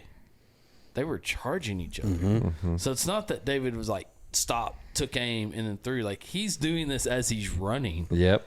and hits that just perfect spot. Yep. Yep. Now, Only God. now, right, yes. right. Only God. Only Yep. God. Only God. David's faith in God. Yep. You know, And how many people said, David, don't go out there? David, you're too little. Yep. We tell Jed that all the time. Only when we're going on like amusement park rides and stuff. He's short and old. Jed, you can't ride that roller coaster. You don't meet the height requirement. good. Jed, that rock's bigger than you. Put it down. We love you, Jetty. No, but I mean, don't we tell teenagers all the time they can't do something because they're too young? Yep. All the time. And you talked about a while ago how you're raising White to be a man. You know, and I think back to when I was White's age, that's when my dad started teaching me how to to drive a trailer on a truck. Yep. How to pull a 4-wheeler, how to, Yep. I started baling hay when I was 5 years old. Well, I wasn't that young. I was going to say, no eliminates too many options. I was that white kills age. your confidence But, quickly. You know, and that was the thing, was like, that's when you start learning to be a man as a teenage boy, is at that age. But now we're at a point where we tell them no. Yeah, and even like Like so. Ray said, I mean, back years ago, our daughters would have already been married and having children. They would have been married at like we've 14, 15, digressed. 16 years old. Yep. And To the man that's you crazy picked. to think about. To the man you picked, because they paid 2 chickens and a cow. Man. But even like for instance, like you know, so I had Wyatt hook up the boat and the boat trailer to Yeah. the truck, right? Yeah. So he hooked it up. I didn't even double check him because I had the confidence that he's been doing it quite often and like this. You have to let him fail. Right, we did, because as soon as we left the house and we hit the bridge, the boat came off the ball, and all of a sudden it went, Yeah. you know, and I'm like, And you got to catch yourself. right. So then I even double check myself. I can't go that far. Right. So you know, hey, I do too. and then, you know, now we get out there. You know, luckily it didn't cause any major damage. Right. Yeah. We get it back hooked up. We did that right, and I get in the truck. You know, I told him, I said, "You probably won't do that again, will you?" Never. He goes, "No, Dad, I won't." He goes, "I will double check." And now, when he hooks up the trailer, I still let him hook up trailers. Yep. And now he has it all hooked up, and then he raises the jack up to make sure it doesn't come off the ball. There Goes you down, go. and he goes, Awesome. "Dad, I double checked." I says, "Yeah, I knew you wouldn't do it again." Yep. Right, but that's how they learn, though. Now, if you would have yelled at him and said never again, Yeah, that would have yelled and changed. cussed and screamed That and would've this changed and that. everything for He him. would have shut down. He Yeah. was shut right down. Yeah. And he was expecting it. You could see on his face, like he was looking at me like, "Here it comes. I'm dead." Like here it comes." He was Right? ready for it. You get yeah. out there and look, and like there's not much damage. I'm like, all right, we got to do this. Let's unhook it. We're on the highway. You know, I'm like, we got to hurry and get this hooked Yeah. up. I When I think get in my the truck- frustration is whenever, like you said, you got to learn yourself to back That's up. it. That's But it. my frustration is if you cross the line of not wanting to fix your mistake, Right, that's when I blow up. Right. right. And right or wrong, I'm just saying, at the end of the day, if you're not willing to fix your mistake, then that's when you need to be the light shined upon your Yeah. mistakes.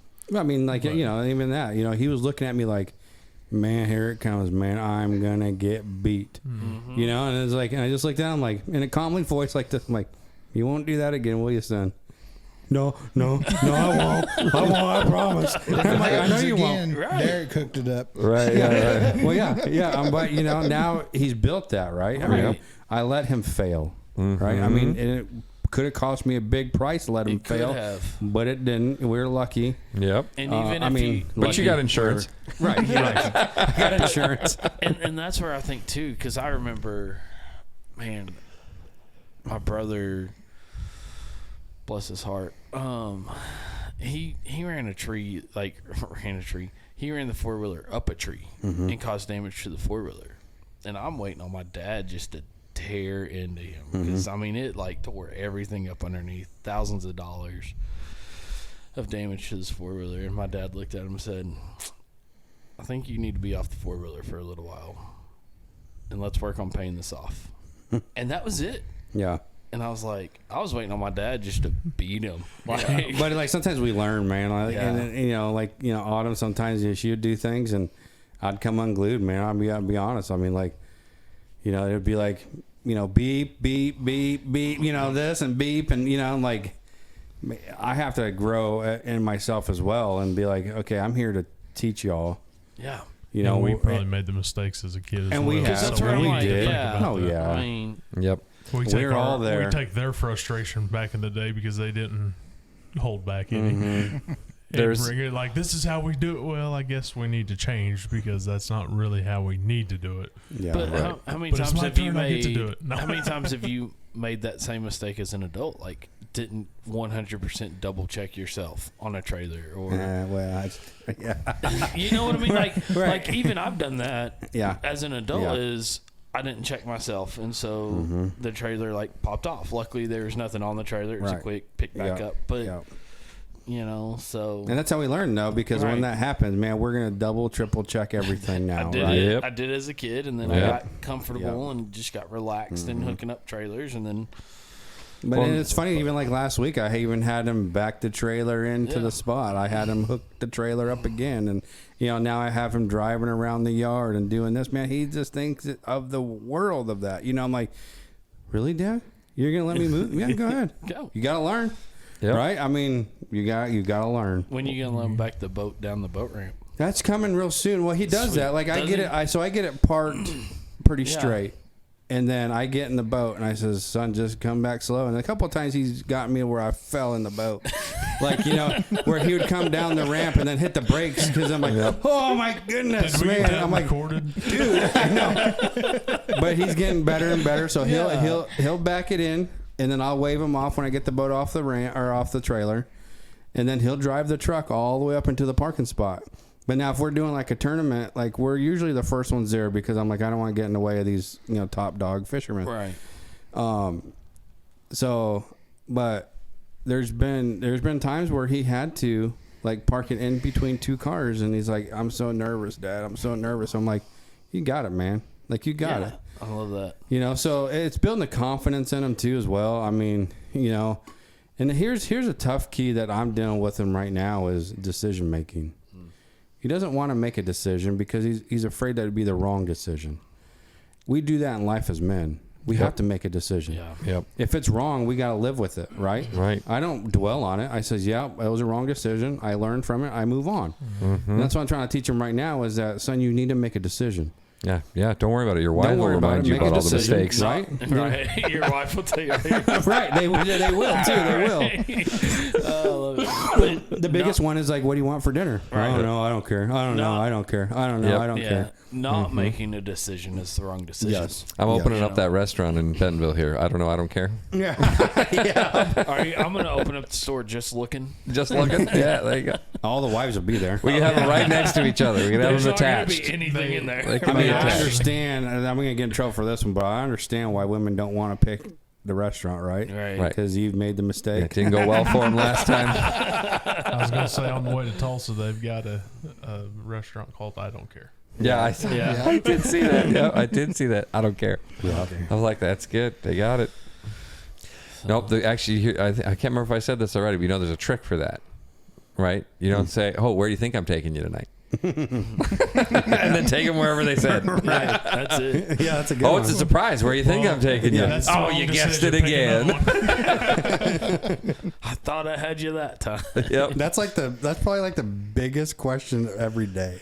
Yeah. We want to eat. What do you want to do? That we saw that meme the other day. It says one of the number one fights in the car is over restaurants and parking spaces. Yep. That's it. I try to use I'll eat whatever you cook or whatever, and that still doesn't work. It doesn't work. Right. No. Yep. But I came home excited Monday afternoon. I was like, I don't know what it was, but man, I had cravings for sloppy joes. Ooh. And then she asked me, she's like, what do you want for dinner? I said, I know exactly what I want. Yep. I said, I want sloppy joes and potato chips. I'm like, okay. And I'm like, man, it was so good. I haven't done sloppy joes in forever. We haven't either, man. I don't know. It's just on my. I was like, no, I'm just craving it. The sloppy Loose joes, meat sandwich. tater tots, and sweet tea. Oh yeah. Ooh. Mm-hmm. I think I know what I'm doing this weekend. But and to just finish on the kind of talking about when do you have to take the punishment or take the consequences a step farther, it's not a hard fast line, but it's the difference between a mistake and a willful act of defiance. Right. You can't let a willful act of defiance go. Correct. If you told him to, hey, go double check the trailer, and he didn't do it, right, you'd probably have a completely different reaction We would. than if he did it and he just made a mistake. Right. So there's definitely something to be drawn there, and that's one of the things that I am working on having myself check. And granted, Harmony's 9, so she's not making any drastic mistakes right now, but she still does. All kids mess stuff up, Yeah. And it's just trying to decide, okay, that was just a mistake. You did something stupid. You did something dumb. Something broke. I'm not going to make a big deal out of it. Or, you lied about something. Right. That is I mean, thousands of dollars of damage actually is way less consequential than lying. Right. Right. So, just a little tip if anybody was wondering. No, Where's you're that absolutely line? Right. There's a line. But I think, that was good. That was good, boys. Mm-hmm.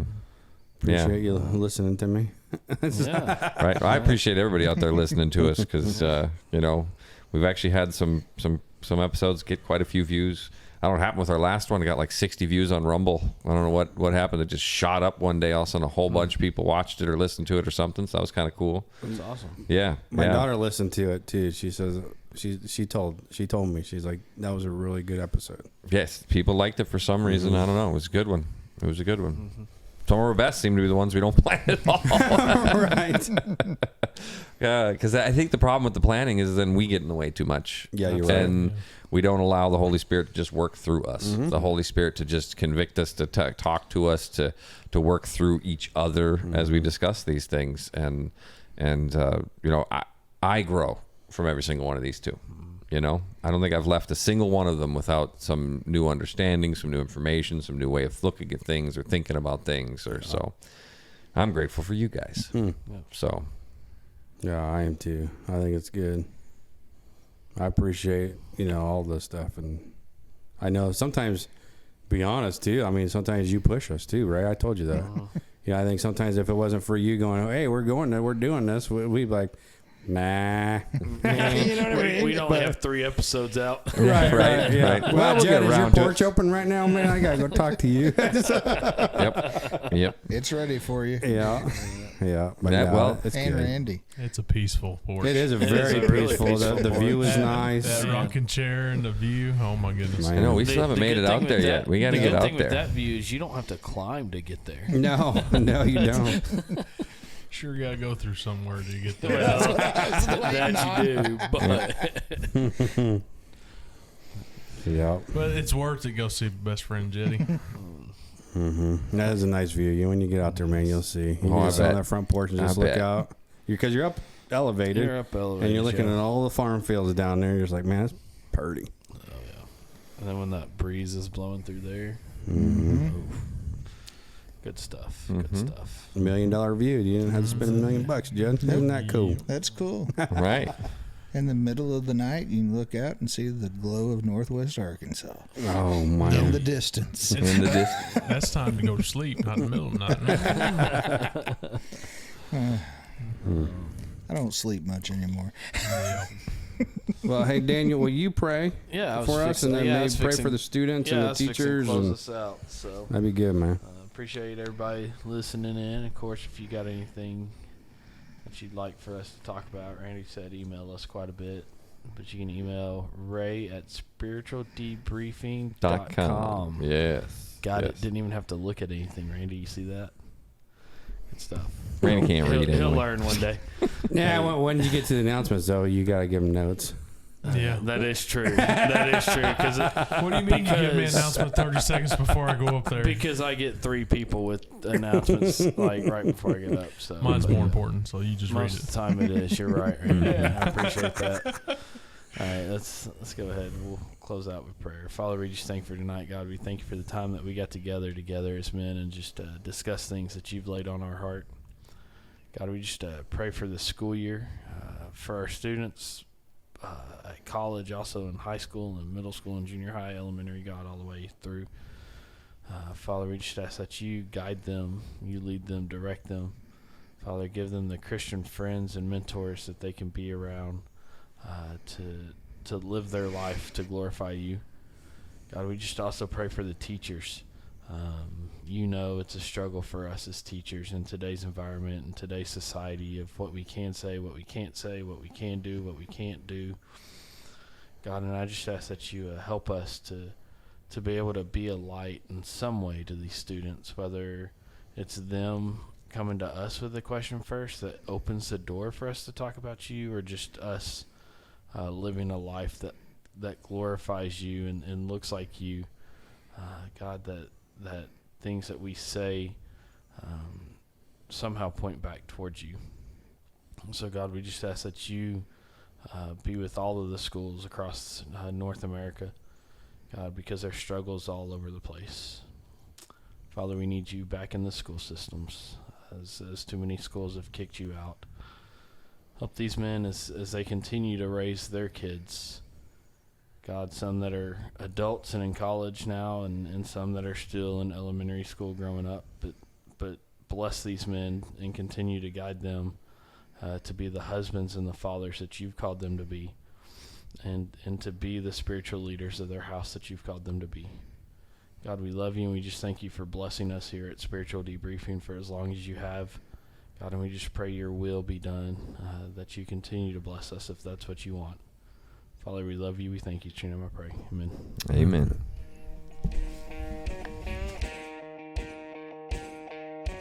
Thank you for listening to Spiritual Debriefing, a podcast supported by First Baptist Church Hiwasse.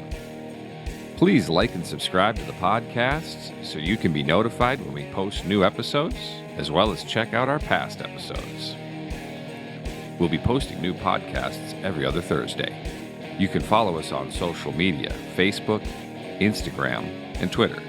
If you have questions you'd like us to answer, comments, or feedback on the podcast, please contact us through our social media or email us at dmeadows@fbchiwasse.com. Thank you, and we hope God blesses your day.